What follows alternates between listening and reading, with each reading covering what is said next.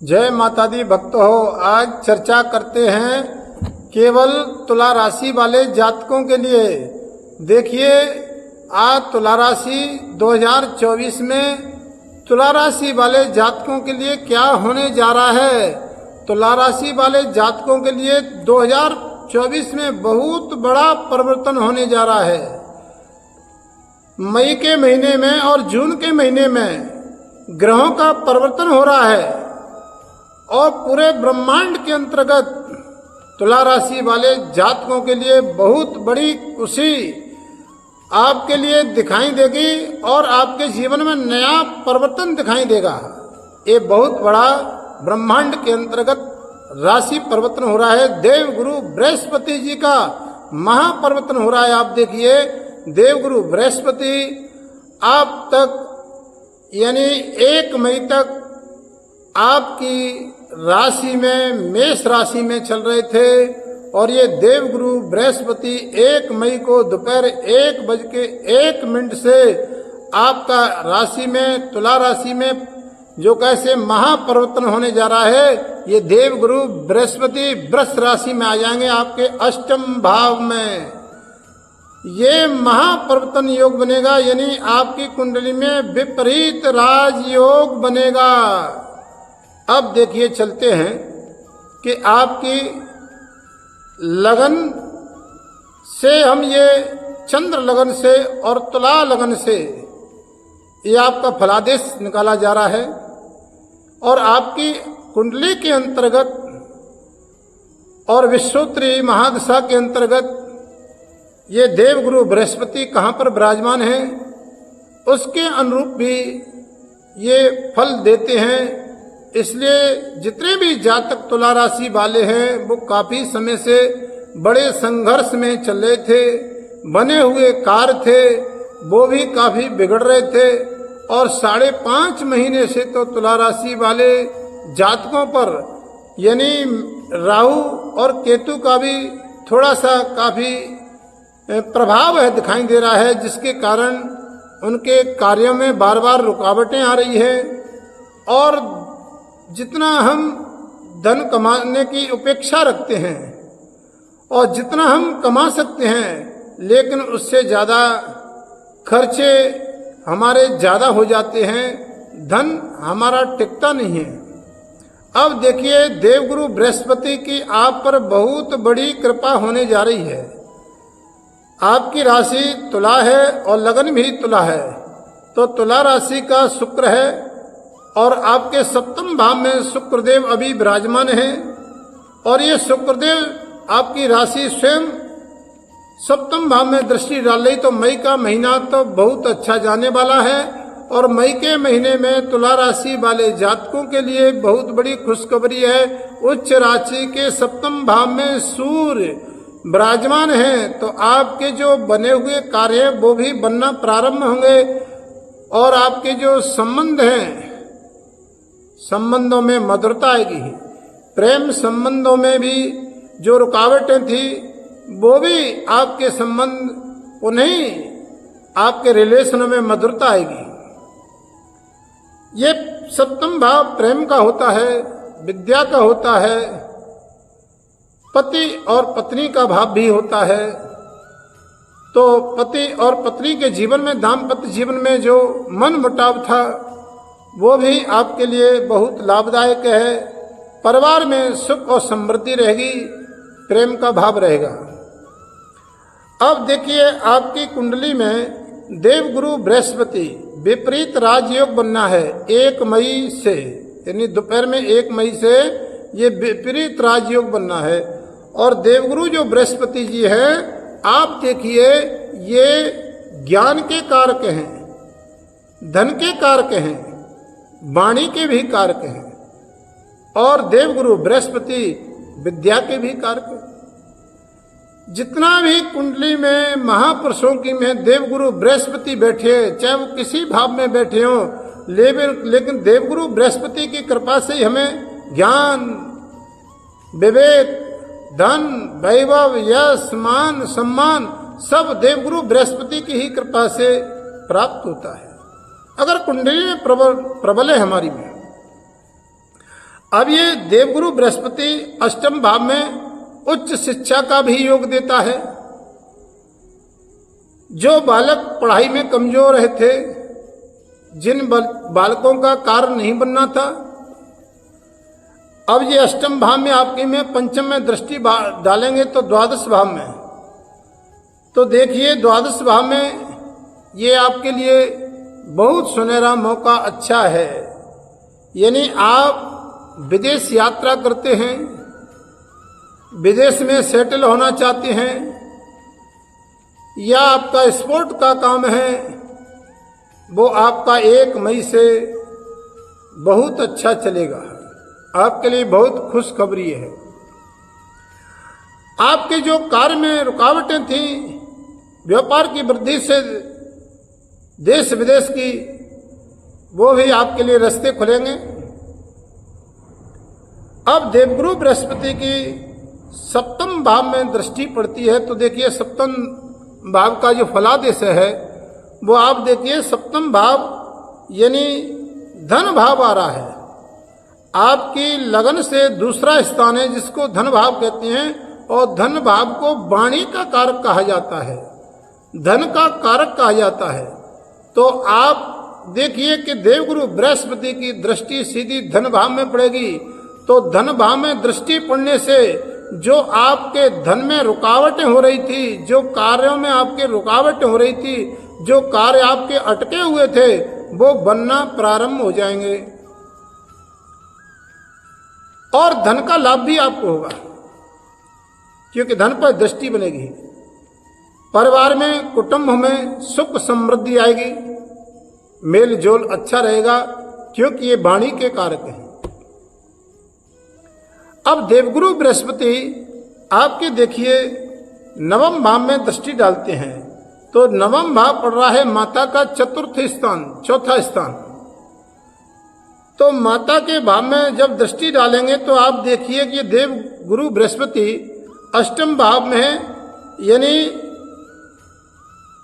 विपरीत राजयोग देते हैं, परिवर्तन का योग देते हैं। जैसे कि आपका प्रमोशन हो सकता है, आपका बड़े बड़े लोगों से मिलजुल हो सकता है, आपको अचानक ही कोई बहुत बड़ा पद मिल सकता है, आपको पुरस्कार मिल सकता है, बड़े लोगों से आपको मान प्रतिष्ठा प्राप्त हो सकती है।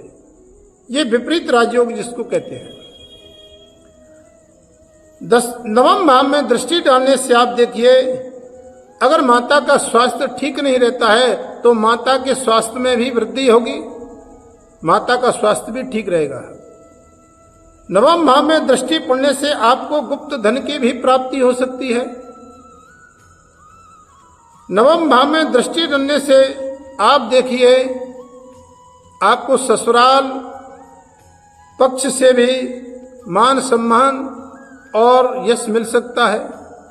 अगर आप प्रॉपर्टी खरीदना चाहते हैं, कहीं सेटल होना चाहते हैं, तो वो भी आपका योग बनता है। वाहन का भी योग बनता है, क्योंकि सुख भाव में दृष्टि पड़ेगी, और जहां सुख भाव में देवगुरु बृहस्पति की दृष्टि पड़ती है तो सुखों से व्यक्ति के दुखों का निवारण होता है। जहां देवगुरु बृहस्पति की दृष्टि पड़ जाए वहां पर अंधकार में भी प्रकाश यानी उजाला हो जाता है। तो आपको बहुत खुशखबरी है, मान सम्मान की प्रतिष्ठा भी मिलेगी। अब देखिए कि आपके सप्तम भाव से यहाँ शनि पंचम में बैठे हैं, तो जो बालकों को पढ़ाई में जिनका नंबर नहीं आ रहा था, पढ़ाई में बार बार जो कैसे एग्जाम देने के बाद भी जिनका योग नहीं बनना था, थोड़े से नंबरों से बालक रह जाते थे। और आप देखिए कि जो शेयर मार्केट का काम करने वाले, संतान का योग प्राप्त नहीं हो रहा था, संतान से दुखी थे कि हमारे बच्चों का आगे भविष्य कैसा रहेगा, वो भी आपको शनि पंचम भाव में बैठने से अपनी कुंभ राशि में बैठे हैं, वो भी आपको योग प्राप्त होगा। अब आप देखिए यहाँ पर छठम भाव में राहु और मंगल और बुद्ध की युक्ति बनती है तो इसको अंग कारक योग कहते हैं। यहाँ पर थोड़ा सावधानी रहनी है, हड़बड़ी में कोई काम नहीं करना है, जल्दबाजी में कोई निर्णय नहीं लेना है, या व्यापार की दृष्टि से या कोई बड़ा काम करने की दृष्टि से तो आपको बहुत बड़ा नुकसान हो सकता है। आप सावधान रहिए, आपके गुप्त शत्रु भी अंदर से आपको लांछन लगा सकते हैं झूठा, और झूठा लगाने से व्यक्ति कभी कभी को बहुत बड़ा कष्ट झेलना पड़ता है, क्योंकि छठवां जो भाव होता है राहु का, वो कहीं न कहीं आरोप लगाता है। तो आप राहु के लिए ये कुछ समय तक आपके देखिए 1 जून तक मंगल साथ में रहेंगे और 10 मई को बुध आपके 7वें भाव में आ जाएंगे। ग्रहों का बहुत बड़ा परिवर्तन हो रहा है मई में। तो राहु यहां पर धन की दृष्टि से 6वें भाव में अचानक धन का योग तो बनाते हैं, धनवान व्यक्ति को बनाते हैं, लेकिन रोग पीड़ा भी साथ साथ में कभी कभी दे सकते हैं, क्योंकि केतु आपके वय भाव में है, बैठे हैं 12वें भाव में, तो धन खर्च ज्यादा हो जाता है अचानक। तो आप थोड़ा सा सावधानी रखें। तो इस वीडियो में आपको कुछ उपाय हम बताते हैं कि जो हमारी कुंडली में कुछ ऐसे ग्रह हैं कि आप थोड़ा सा राहु का भी कुछ पूजा पाठ करें, भगवान शंकर की पूजा करें, राहु के मंत्रों का जाप करें, कुत्ते को रोटी डालें शाम के समय। कुछ छोटे छोटे आप उपाय करोगे तो इनसे आपको बहुत बड़ी राहत मिलेगी।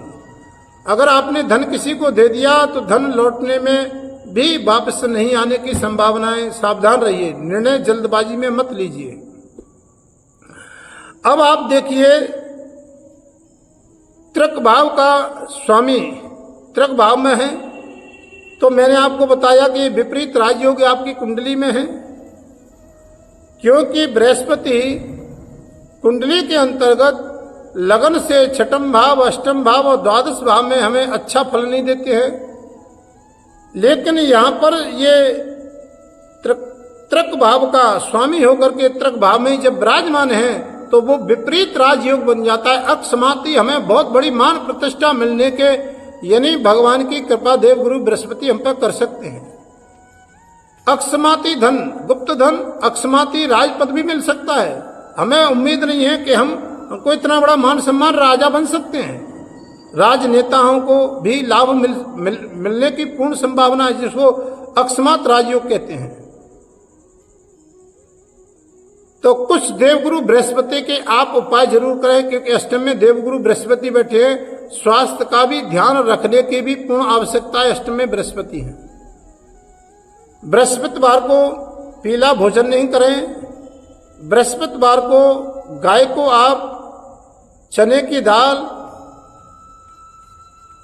और थोड़ा सा आटे की लोई हल्दी लगा करके आप गाय माता को खिलाएं।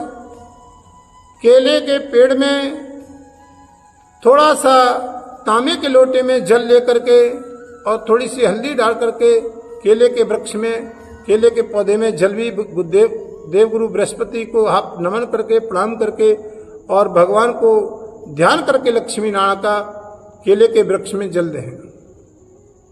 केले की पूजा करें, भगवान लक्ष्मी नारायण की परिक्रमा लगाएं, पूजा करें।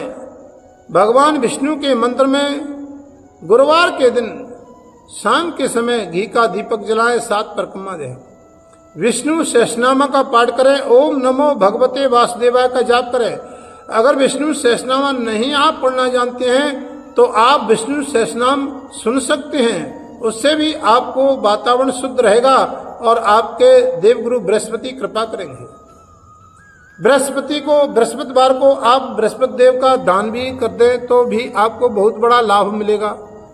तो दान बहुत नॉर्मल सा है। आप देखिए कि ये कुछ उपाय हैं हम जो आपको बता रहे हैं कि एक पीला वस्त्र लेकर के, एक तांबे की घंटी, कुछ चने की दाल, कुछ थोड़े से कदली फल यानी केले और गुड़ लेकर के ये सब एक पोटली बांध करके भगवान विष्णु के मंदिर में चढ़ाएं और भगवान विष्णु लक्ष्मी नारायण से प्रार्थना करें देवगुरु बृहस्पति आप पर कृपा करेंगे, यानी आप पर 2024 बहुत अच्छा समय है और आपको बहुत अच्छा लाभ होगा। लेकिन बृहस्पति जी की पूजा करते रहे, क्योंकि 2025 तक ये देवगुरु बृहस्पति 1 साल के लिए चलेंगे। और आप देखिए राहु भी आप पर लंबे समय तक चलेंगे। अभी 5.5 महीने राहु बीते हैं, क्योंकि राहु से थोड़े से कार्यों में रुकावटें आती हैं और परेशानियों का भी सामना करना पड़ता है, तो राहु का भी आप ध्यान रखें। तो इस वीडियो में आपको आज इतना ही बताते हैं और अगली वीडियो हमारी देखते रहिए, उसमें अन्य ग्रहों का भी फलादेश आपको आगे जानकारी देंगे। तब तक के लिए सभी भक्तों को तुला राशि वाले जातकों के लिए जय जय श्री राधे।